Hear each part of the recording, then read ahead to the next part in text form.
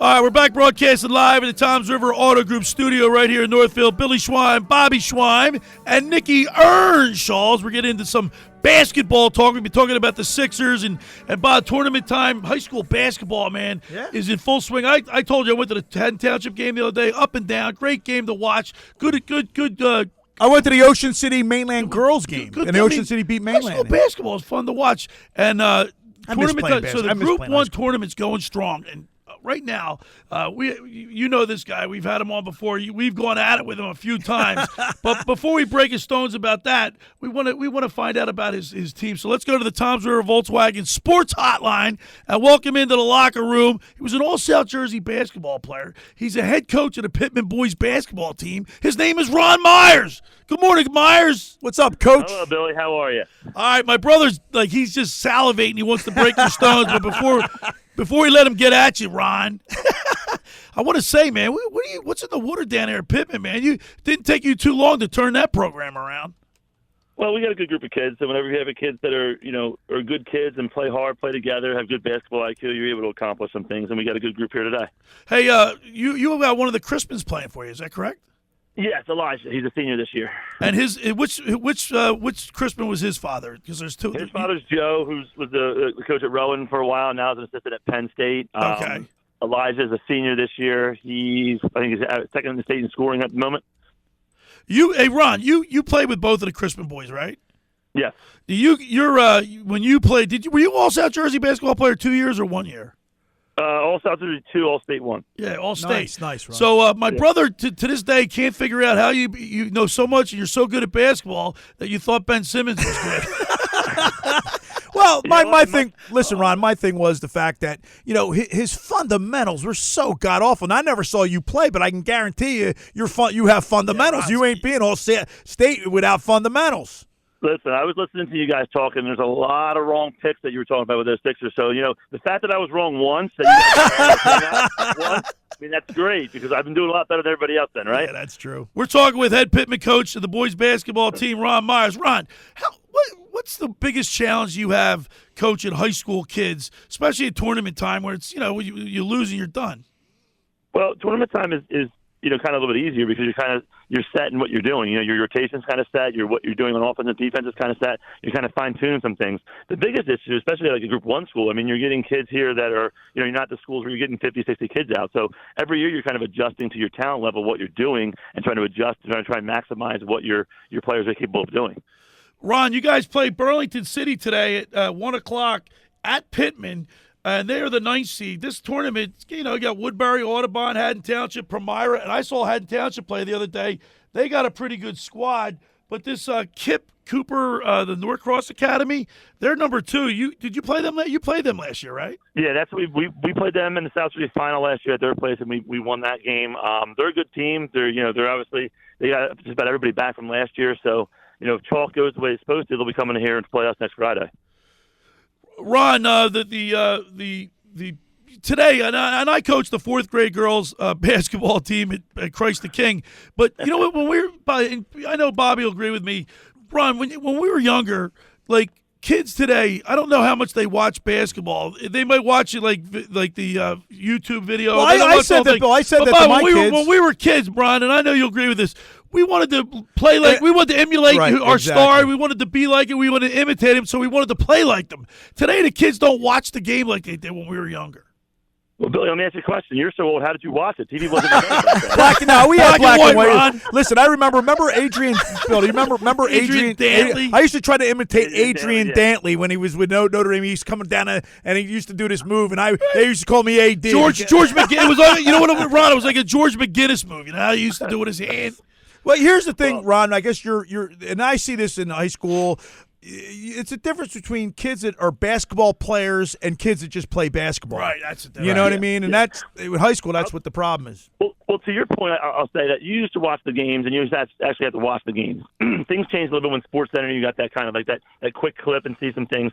Now with Twitter and Instagram and all that stuff, it's just so readily available there every single minute. You can be shooting around, see something, try and do it right there. So sometimes with that, the fundamentals get lost.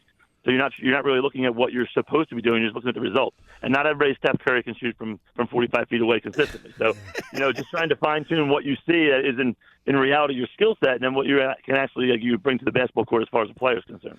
So it's finding that happy medium. But I mean, you'll see that now. How many people really were involved in that All-Star game? It used to be wars, and they used to go at it. Now it's kind of just like a show. So you can see the interest level from that waning. And I think that's a little bit to your point.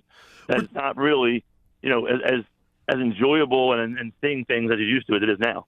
We're talking with the head Pittman coach, boys basketball team, Ron Myers. Ron, do you guys watch a lot of film for high school? Absolutely, yeah. And then, that's a big part. We didn't when we were younger, Bob. We didn't watch film for basketball. We did for football. But you guys watch a lot of film, Ron? We do, and it's so easy now. There's just to be able to exchange film through online, like it's readily right like that. I could text you and say, hey, can you send me this film? And just a click of a button, you can send it to me. So we're very big on film. We scout. We want to make sure that we're well prepared because, like you said, it's winter your home time. So if you're not prepared and you're not ready to go now, you're doing a disservice to your kids. Ron, do you talk to us a little bit about your team? Some of your players. Who are you going to be leaning on? Like who are your big shooters? We've played. We played about 5. Our starters played the majority of the minutes this year. They were senior laden crew. A lot of guys that came back. Elijah Crispin's the second leading scorer in the state. Michael Fezzacaro just got 1,000 points about a month ago. Guys like Greg Peterson, Hudson Rue, Aiden Stranahan rounded out. And there's a good group of guys that have played well together, and they're a good 5 that know how to play and they have good chemistry out there. So we move the ball well. We shoot a lot of threes. If they're going in, we're tough to beat. If they're not, we can struggle sometimes. But we're a good shooting team, and we've kind of we've created our identity. We just have to make sure that we're playing the best basketball we can. Hey, Ron, how is it? Is it pretty cool coaching your alma mater? I mean, you went to Pittman. You guys won state championships. How cool is it that you're back? You're like, welcome back, Cotter. Yeah, I mean, listen, it's great. Like, these kids I've known, since they were, 4 or 5, some of them. So their parents, Hudson Rue, I graduated high school with his mother, and his dad was 2 years older than me. So guys that I've known for a long time, and to be able to be trusted with these kids and for them to have faith in me that I can kind of bring the best out of them, it means a lot. You just try not to let them down. You got a vested interest in the community. I love it, man. Those kids are so lucky to have you, Ron. I mean, that's that. Hey, Ron, how many years have you been coaching now? Overall, I think I'm. Just at Pittman. Just at Pittman. This is my 11th year at Pittman. 11th year at Pittman. I know because you did coach the GCIT team. I coached them when they started that program over there, and then when Kevin Crawford left and went to Eastern here after the 2014 season, I took over. We're talking with Ron Meyer. He's the head coach of the Pittman boys basketball team. Burlington City. What type of team are they? Are they tall? What's your major concern about playing Burlington City today? Listen, they're an athletic team that gets after it. They're going to bring some pressure. They're going to bring some energy. They got a kid in the middle who's a big, kind of a little bit of a moose down there that we got to worry about. And just take care of their pressure, not turn the ball over, make sure that we're playing solid basketball, and just kind of dictating what we want to do rather than allowing them what they want to do. All right, Ron, I'll be at the Haddon Township game. They're playing Palmyra. You want me to scout for you? Yeah, you too. I always trust your opinion on everything, Bill.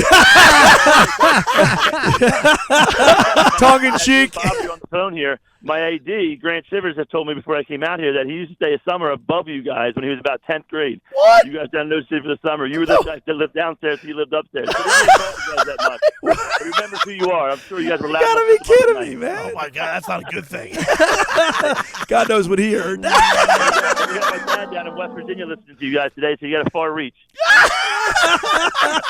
All right, Ron. Bobby, my brother wants to know. He's dying to know. How could you be? You're a 2-time All-South Jersey player. You're All-State. You're a championship coach. How could you be so wrong? How could other coaches, Brett Brand included, how could they be so wrong about a player like Ben Simmons? I mean, listen. You see the talent. You see what he had. But without being there and knowing what his mental capacity was and how much he really wanted it, you see it all the time. I'm sure you got kids that are. The best players when they're 7 or 8, or not the best players when they're 17 or 18. Right. Kids that are always they're better and they're used to just being physically better than everybody else. They're not putting the work. Eventually, things are going to catch up to you. So you were looking at the You were looking at the potential that more than anything than his actual. But there were Ron, there were signs when he was at LSU that he wasn't like a hard worker. You know what I mean? He would miss practices and stuff like that at that age. I hear you. There's things about everybody that you can come back. People say unless you see it, you don't know. Yeah, but that's why they. But the NFL, and the NBA, and all these professional teams, they got people that go out and investigate, do all that stuff. Yeah, they're the ones who win, the ones that get it right. I mean, they go far back and say, I know Billy Schweim was your teacher's aide. Why do you think I'm moving up? All that talk we had all the time. Look who you made you. And I will say this, Ron Meyer, you're a southpaw. You're left-handed. No For a lefty, he's got the purest jump shot I've ever seen for a lefty. That's for sure. Well, Ron, listen, man, we really appreciate you checking in, and good luck to you guys today. Good luck, Ron. Hopefully you'll get to that championship game and win it all over again. But I'm pulling for Haddon Township because I'm a substitute teacher there. Hey, well, I got a seat for you right next to you when we play them in the final. All right, Ron. Good luck today, and we'll talk to you again, man. Appreciate it, guys. Thank you. See you, buddy. There he is, Ron Meyer on the Tom's River. But I'm surprised you didn't throw at him. They don't know they don't care how much you know until you know how much you care. Yeah, I was going to say that. I actually thought he's about that kind. He fits that bill right there. You know what I Right. mean? He's vested in the community. The kids know he cares about them. But here's the thing too. You know how we always get caught up in like he's not a football guy or he's not a bit. There's a perfect example of a guy that has the accolades. He's 2-time All-South Jersey basketball player, All-State, and now he's a great coach because he's lived it. He knows the game. Right. Yeah. That's important, especially at a high school, college level, right? High school level. Right. That's You need coaches like that are invested, that have been there, done that, and he's one of those type of guys. But even like when we get into it with like Mike about going like having somebody that's a basketball guy or a football guy or a baseball, like Dave Dombrowski to me is a baseball guy. He is 100%. You know what I mean? He's won it. He's a proven champion. Well, I getting back to the Sixers. He's got a great reputation. Getting back to the Sixers real quick, we're up against it, guys. I mean, there's so many things that Nick, I got to tell you, right? There's no fix here in the short term. There's no short term fix here. This is a long term thing, dude. Can I interject real quick? So Stephen A. Smith had an interesting little nugget last night. This was last night on NBA Countdown. I want to play this because it has to do with Embiid's contract situation, Daryl Morey, and Josh Harris. So here was Stephen A. Smith last night on NBA Countdown. There are rumors that owner Josh Harris was very reluctant to sign Joel Embiid to this extension. And Daryl Morey was the one who said, we got to do it. If that's the truth, Daryl Morey is in a world of trouble. And I would remind everybody, Josh Harris doesn't only own an NBA team. He owns an NFL team. Why do I bring that up? Who's his partner? Who's one of his minority owners? Just somebody that happens to be a 5-time champion and the greatest point guard in the history of basketball. What do you think? All he's doing is sitting there talking to him about the Commanders. You trying to tell me Josh Harris, a billionaire who purchased an NFL franchise for over $6 billion, has Magic Johnson sitting next to him, and they're going to ask him a question about basketball? Josh Harris has asked me about basketball. So there's no way he has Magic Johnson next to him and ain't asking him. Makes sense. I mean, of course he is. Well, but that doesn't and then on the other side of that equation, like there are guys that are great basketball players that probably are not great evaluators of talent or not even great coaches. Like, look at Wayne Gretzky. Bob, he was one of the greatest hockey players. He wasn't a good coach. The news from that bite is Daryl Morey pushed for Embiid to get the contract. Well, Listen, we talked about it. They had 10, 12 doctors look at his knee before the year. I know it. And they cleared him. We were all shocked when he did that. Like, what was he doing? Eddie Keenan told me, he was texting me and he was saying they did it because of the stadium. I said, what? That doesn't even make sense. Has nothing to do That's with what the I stadium. said. What does he even have to do with it? Has nothing to do with the stadium. Yeah, I didn't get that take, but bottom line is, and we've talked about everything from the owner to the Daryl Morey. Billy and I don't like him. I don't, I can't. You got to hold these guys accountable. You're gonna basically give it, blame Nick Nurse. I don't get it, but in the whole grand scheme of things, it wouldn't be a bad idea to clean house from the top. But you want when you say clean house, but Daryl Morey and Nick Nurse gone. But what about Maxey? You're not trading Maxey. Why not? You're not gonna. You can get it. Hold on, you trade Hold on. First of all, hold on. 24. Time out. You need to wear the referee jersey. Yeah, hold on. Time out between you two. Hold on. He's stuck on stupid like he always is. I'm not stuck on stupid. He's the only guy that's valuable to get traded.